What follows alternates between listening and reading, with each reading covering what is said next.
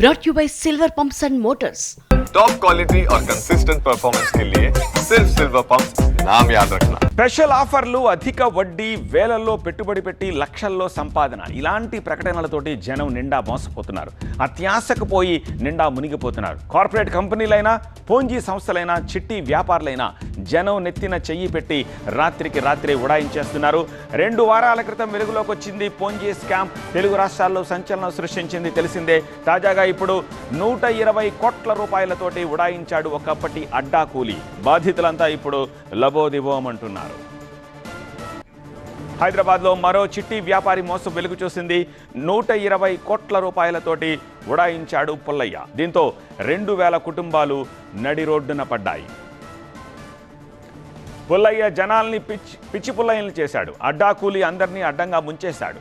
రూపాయి కూడబెట్టి చిట్టీలు వేసుకున్న సభ్యుల్ని నిండా ముంచి పరారయ్యాడు. ఏకంగా 120 కోట్ల రూపాయలు చెల్లించకుండా ఉడాయించేశాడు. బాధితులంతా హైదరాబాదు బీకే కూడలో అతని నివాసం దగ్గర ఆందోళనకు దిగారు. చిన్న చిన్న చిట్టీలు వేసేవాడు. అప్పటి నుంచి మేము వస్తూ ఉన్నాము. 4 డేస్ నుంచి ఫోన్ స్విచ్ ఆఫ్ ఉంది, అందుబాటులో లేరు. దాదాపు 119 కోట్లు ఇప్పటి వరకు లెక్క చేసింది. చూచాగా 119 కోట్లు వచ్చిందండి. ఎవరికి ఎంత ఇవ్వాలనేది ఇక్కడ అందరు అతనికి ఇక్కడ హట్స్ ఉన్నాయండి నియర్ బైలో. దాదాపు ఈ హట్స్లో ఉన్న వాళ్ళకే ఒక 12 కోట్లు డబ్బులు, సుమారుగా 12 కోట్ల డబ్బులు ఇవ్వాలి.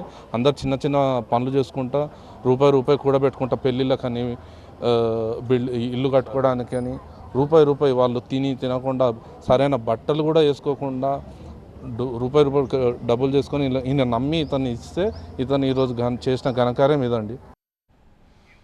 ఎవరి పుల్లయ్య, ఏమిటి ఇతని బ్యాక్గ్రౌండ్ అని ఆరా తీస్తే పుల్లయ్య ఒక అడ్డా కూలీ అంటే నమ్మగలరా?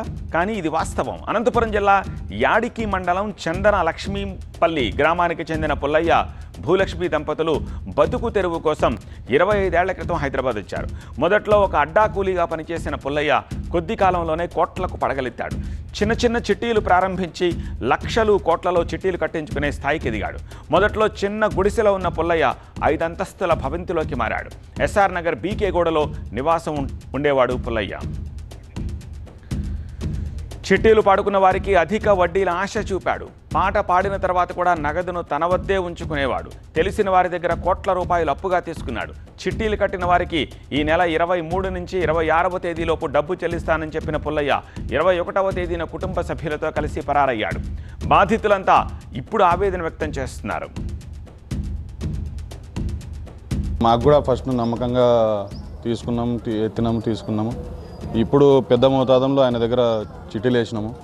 కానీ ఈయన రాత్రి తాళాలు వేసుకొని ఫోన్లు స్విచ్ ఆఫ్ చేసుకొని వెళ్ళిపోయినాడు. కావున అందుకోసం మేము ఇక్కడ వచ్చాము. ఈయన ఎక్కడున్నా కూడా ఆయన తండ్రి కానీ ఆయన కానీ వచ్చి కాసి మా సొంత డబ్బులు మేము పెట్టుబడి పెట్టిన డబ్బులు ఇచ్చినా పర్వాలేదు, మాకు అంతే సంతోషము. ఆయన వచ్చినా కూడా ఆయనకు సపోర్ట్ ఉండి మేము ఏదైనా కానీ ఆయనకు సపోర్ట్ ఉండి చేస్తాము. ఆయన మా డబ్బులు మాకు ఇస్తే చాలు. పుల్లయ్య దగ్గర 2000 మంది చిట్టీలు కడుతున్నారు. వారంతా ఇప్పుడు రోడ్డున పడ్డారు.